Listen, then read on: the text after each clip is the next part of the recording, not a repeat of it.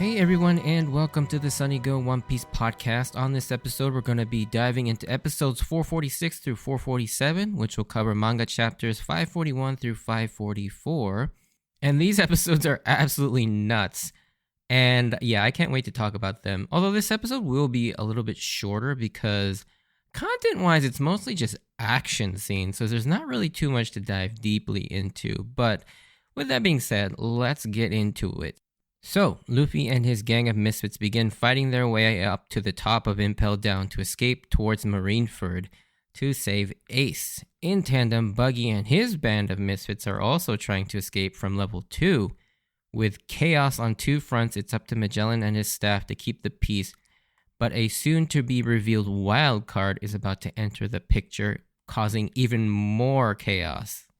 Alright, so differences. There actually aren't that many differences in this episode. A difference that I did kind of forget to mention last podcast, actually, is that, and it's kind of addressed here, is the scene with the farting manticore is shown in a bit of a flashback. However, they aren't farting, they're just kind of shown lurking around the wax cover. And also another slight difference is that in that scene in the anime, Buggy is shown under a wax mound while Gaudino, or with Gaudino, but in the manga, he's depicted as hiding behind a false wall made of wax. And so that scene is in there. However, it's here at this point in the manga, you actually get to see that scene. But the scene is also very different in that you just have Gaudino kind of hiding under that mound of wax being surrounded by the manticore, although they're not really farting. And then in the manga, another difference is the fact that Buggy is there, but he's hiding kind of up a little higher behind a wax wall, and he's kind of like peeking over down into Gaudino as he's surrounded by the manticore. So I forgot to mention that. The only other difference that I really found, or at least significant difference, was the fact that Luffy actually meets Desbonus and acknowledges the fact that he's actually never met him because, yeah, he and Zoro all basically just fought by themselves over in the other part of town, and Luffy never actually met Mr. One. And so, yeah, this kind of meeting, I guess, is an interesting one that they added in the anime. This actually doesn't happen in the manga, and so really, in the manga, Luffy never actually meets Mr. One, or at least never properly introduces himself. But those are all the changes that I really could find, just those two, really. So let's just get into the episodes themselves. Things start off with absolute chaos in Impel Down from two fronts as Buggy and Gaudino make their moves with the Blue Gory forces moving down to stop Luffy. They release all the level 2 inmates while Luffy and everyone keep their rampage on level 4, continuing up to the top. It's not long before Ivankov and the rest of the group catch up to Luffy, Crocodile, and Jinbei. Something that never really occurred to me that is kind of addressed in the manga is that Luffy has never actually met Desbonus, which we mentioned in the differences section. I mean, there's really no significance to that, but I just thought this scene was really interesting. They then just go on a tear through level 4 as we get to see all of them doing their thing, and that montage of each of the major characters attacking was pretty damn cool.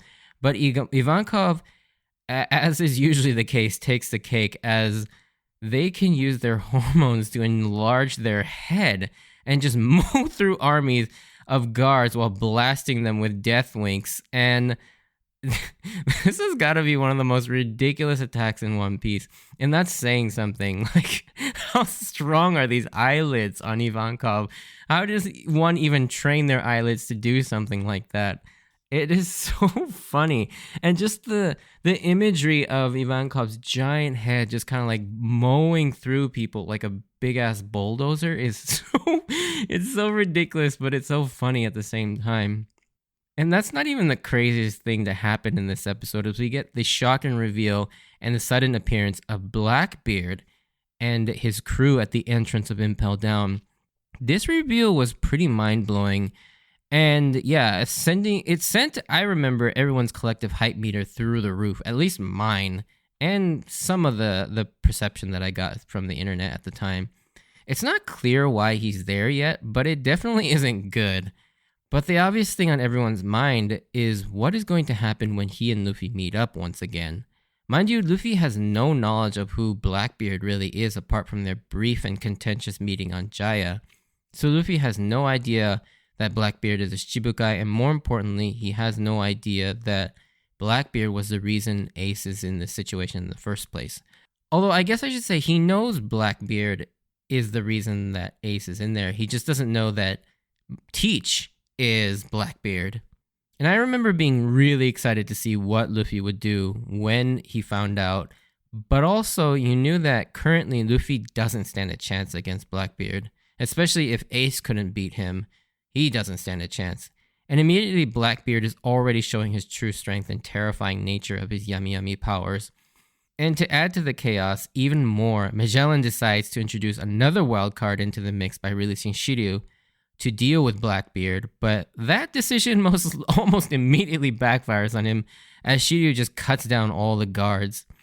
Shiryu is such an interesting character. Even to this day, he intrigues me as I know so little about him. He works for the Marines, but he's clearly evil, and unlike some of the other Marines, he's not even like unabashedly trying to hide it. He's just evil.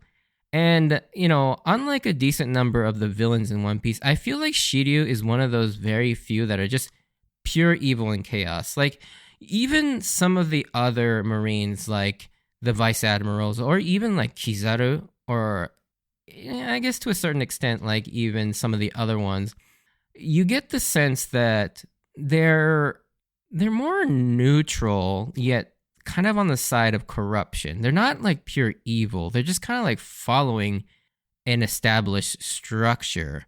But Shiryu and like a couple other Marines are just clearly evil. And I think Shiryu is probably one of the more extreme examples of that. And it's very clear from his character design, his voice, the way he acts, how he talks. He's just trouble all over. And you just knew he wasn't going to help Magellan, and instead used this opportunity to escape himself. But I was not actually prepared for what he actually ended up doing, which I'm not going to spoil because we'll find out in a few more episodes. And I always felt like Oda gave Shiryu a bit more attention and significance at this moment, but at the same time, he's left a lot about him very much a mystery. And I just know that there's something with this character, but Oda has yet to reveal what he really intends to do with this character, because there's just too much buildup here with him, not just here, but even throughout the rest of the series. But yeah, Shiryu has always just been a really, he's like been an itch in my side that I can't quite itch. Like, he's just there, and I want to know more about him. But Oda doesn't really dive into him too much. Anyways, it's not long before Sadie and her demon guards show up to put a stop to the riot, and one realization I had while watching this part is that seeing Luffy among Crocodile and Jinbei just beat up the demon guards in one shot made me realize that Luffy is pretty much on par with some of the Shichibukai. Maybe not the upper echelon of the Shichibukai like Mihawk, Kuma, or Doflamingo, but he can certainly hang with the mid to low ends for sure, which is saying a lot in terms of how far he's come on his journey. In the next scene, we get a pretty funny moment with Buggy and Galdino along with the other escapees of level 2. And while this is mild spoilers, but this is kind of the beginning of the whole Buggy failing upwards trend. Of course, you could kind of count his initial accidentally eating the bara fruit, his first failing upward moment, but from here on out, we get this sort of hilarious trend of Buggy gaining, in some fashion, or narrowly escaping stuff just due to sheer dumb luck or people misinterpreting the situation. And this next scene falls into the latter category as people misconstrue Buggy's random orders as genius, because Buggy starts to gain this unearned influence and notoriety from people, and it just keeps snowballing. And it's probably one of the funnier gags or things to happen, and it gets even funnier as this progresses throughout the story. And this is kind of the start of it, I feel like. And in this same scene, we get a translator's note as well, as the inmates are all looking to Buggy for how they're going to get out of the situation. And Buggy says, "Wax do?" And to which Galdino hears wax and then comes up with his own plan. And obviously this gets misconstrued as Buggy's plan. However, in English, this almost makes no sense whatsoever because, this is a misheard wordplay. And so kind of to explain it in how it's contextualized in Japanese. So in Japanese, Buggy is trying to say "dōsuru," like as in like what do you want me to do or do what is what it translates to in that scenario. Kind of in response to everyone asking Buggy what the next steps are. And his quote unquote genius plans are, what could they be? And they're kind of asking him, what should we do? And Buggy's like, "dōsuru?" Like, what?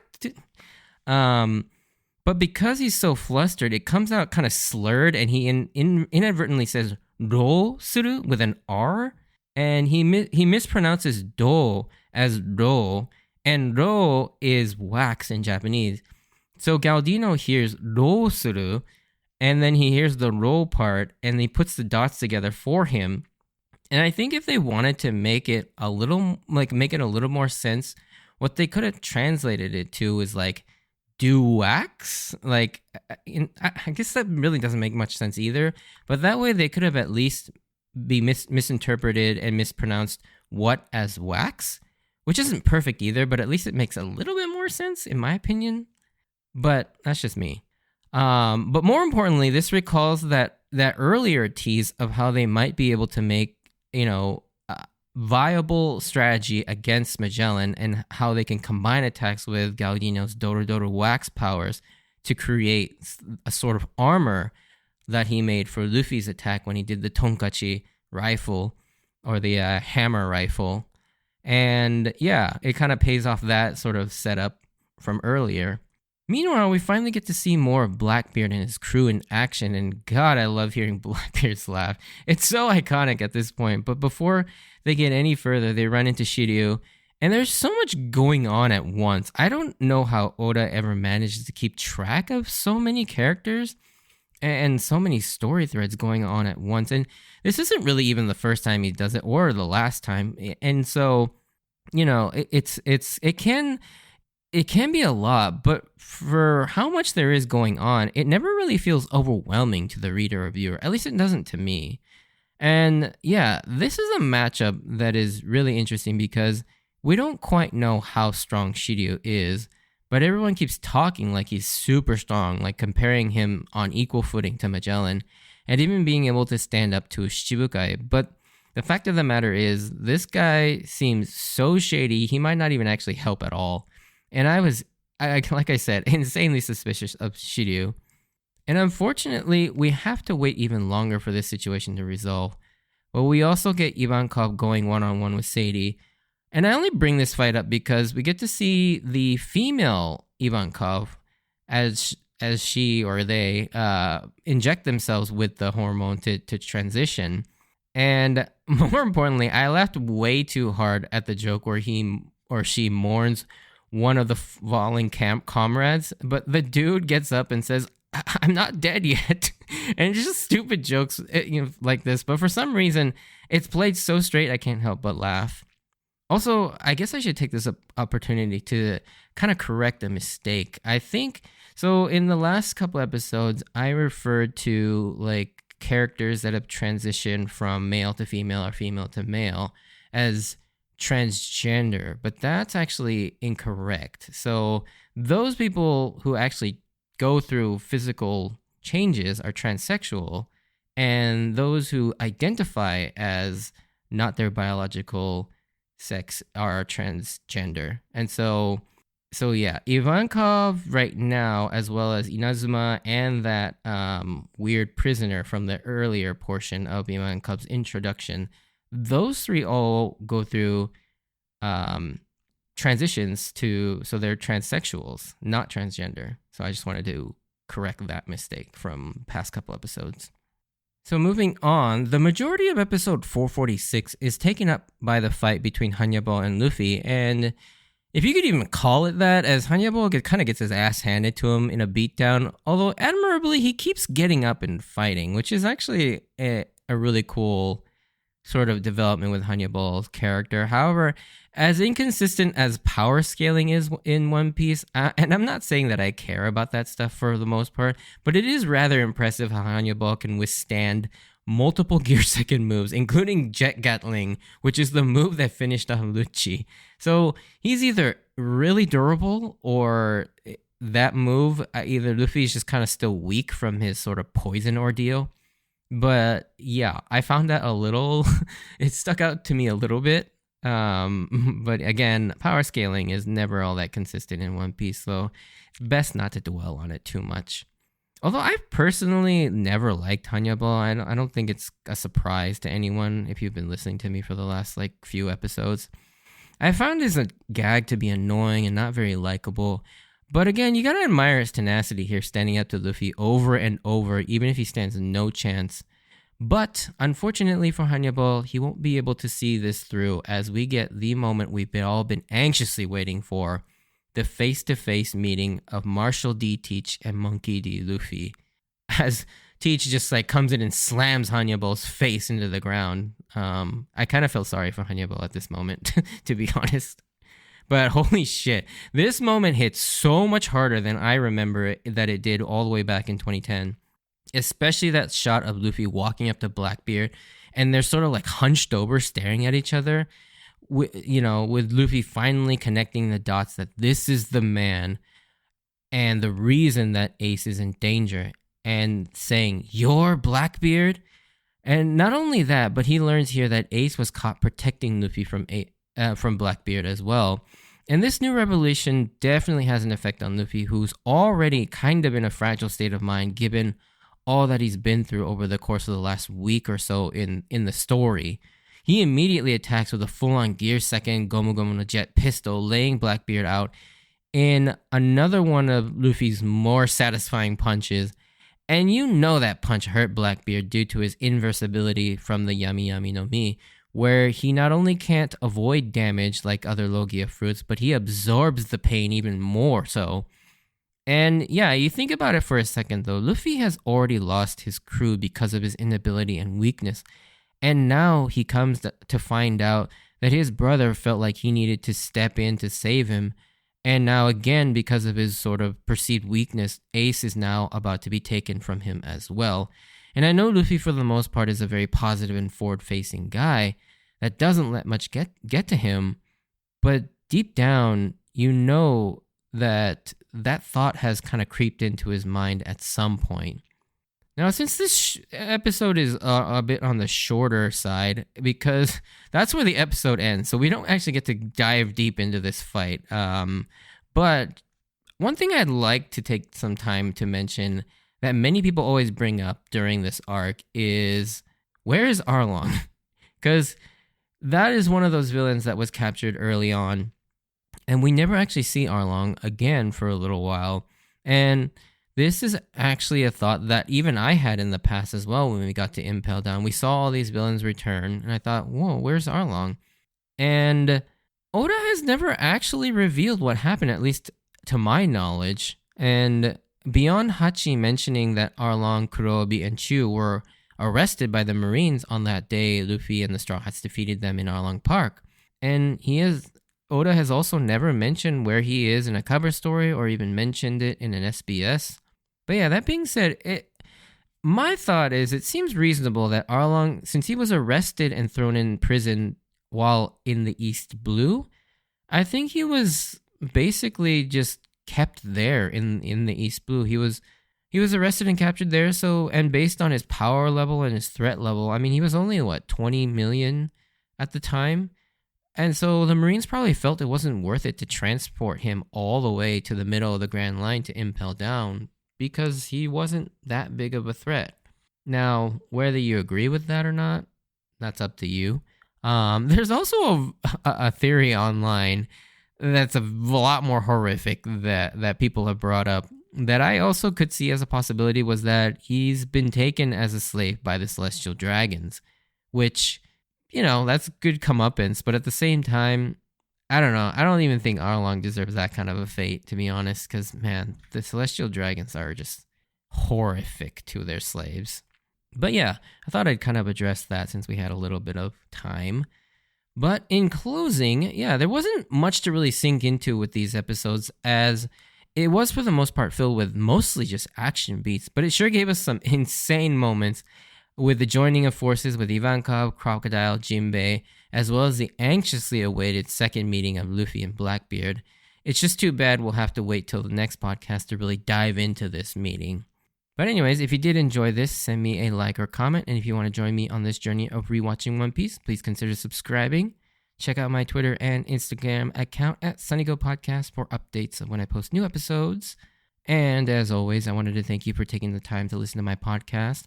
I have a mid-sized spoiler section, so stay tuned for that if you're interested. But if not, stay safe out there, and I hope to see you on the next episode. Bye!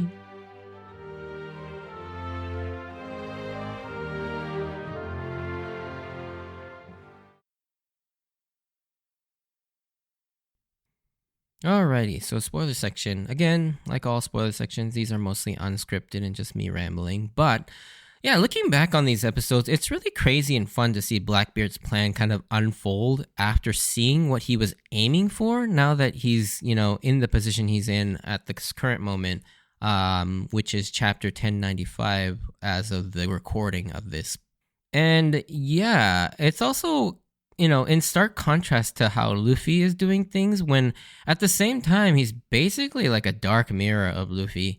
We'll learn more about Blackbeard's true intention here at Impel down a little later, but while Blackbeard is taking sort of the long con to an extreme, it also still seems like he's constantly taking shortcuts to sort of achieve his dreams. And like Luffy, he starts off with just 4 other crew members, then grows it from there. However, Blackbeard basically gets the rest of his entire crew here in Impel down with, San Juan Wolf, Katarina Devon, Shiryu, a couple people whose names are escaping me at the moment. But yeah, he basically matches Luffy's eventual crew size with the 10, along with, along with the crew that he's already got. And similarly with his sort of massive power-up later, as he just steals Whitebeard's fruit and doubles his own power. But on the other hand, like, Luffy had to train for 2 years to get his power up after the conflict of Marineford. And this dynamic between Teach and Luffy, of sort of the Dark Mirror version of, him, was set up so well in their brief intro on Jaya, particularly the ridiculous cherry pie scene. Like, it seems stupid and it seems really silly, but it captures their dynamics so well. Like, you saw that they behave very similar, but have completely different philosophies and tastes and sort of personalities. And that comes across so well in the reaction to the pie and the food at the tavern. Like, they react the same, but their reactions are opposite, if that makes any sense. And again, Teach is such a good inverse of Luffy. I don't quite know how to explain it that well, but yeah, I'm very curious to see what Blackbeard actually ends up being at the end when all is said and done. Blackbeard is going to be a very interesting character study, especially in comparison to Luffy's character when it's done. And I know Emu and the world government is set up to be the ultimate endgame bad guy, but this rivalry between Blackbeard and Luffy has been set up so damn well, with their primary fruits being basically opposites of each other. Blackbeard's yummy yummy darkness fruit versus the literal sun god fruit, basically boiling down to your prototypical light versus dark conflict. And not to mention the similarities in their crew compositions as well, as which will set up for some amazing one-on-one Straw Hat versus Blackbeard battles later on. And yeah, it's just interesting to see this initial meeting between Luffy and Blackbeard. And because Akainu is the one that basically puts the finishing blow on Ace, but you could argue that Blackbeard is the main reason why Ace is where he is and what happens to him.